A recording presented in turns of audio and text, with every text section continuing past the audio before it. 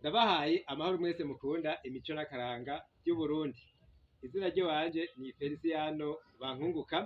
Uyu munsi murabona yuko ndi impande y'igitoke gihiye. N'umugisha kuba ndi impande y'igitoke nshobora kuronka agahwi.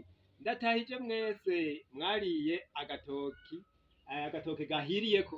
Ndibaza yuko mwino misi atari abarundi benshi bashobora kuronka amahirwe yo kuronka agatoke gahiriyeko bakaronka agahwi, kuko aho abantu batanguye kuza baragwira, si abantu benshi bashobora kuronka ahantu babona ivyiza nk'ibi.